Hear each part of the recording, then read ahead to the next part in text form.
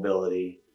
What is mobility? Mobility is the ability for a joint to move freely through a range of motion that we want it to do. So in performance, it's throwing, it's lifting in the weight room, a certain exercise.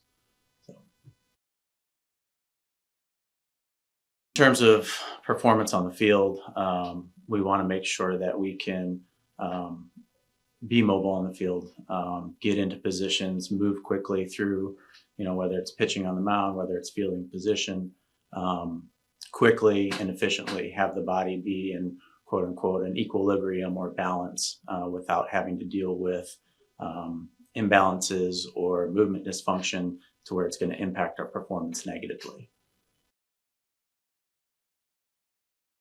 So when an athlete comes in, we want to assess where they're at so we can kind of get them going on the right program. So we're going to look at, first of all, do they move well? Are they mobile enough to get them in the positions we want them to?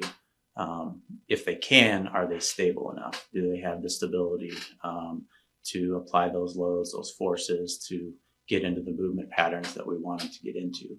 And then 3, if all those check out, then we can start tackling, okay, let's get them stronger, let's get them more powerful, and start putting those loads, those velocities on their joints to hopefully increase their performance, increase their velocity, get stronger in the weight room, move fast, kind of thing.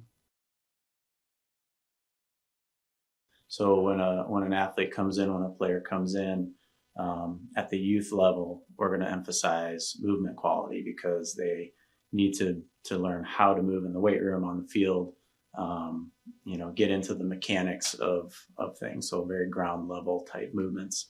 For a high school kid, that might change a little bit. So maybe they have been taught how to move in the weight room.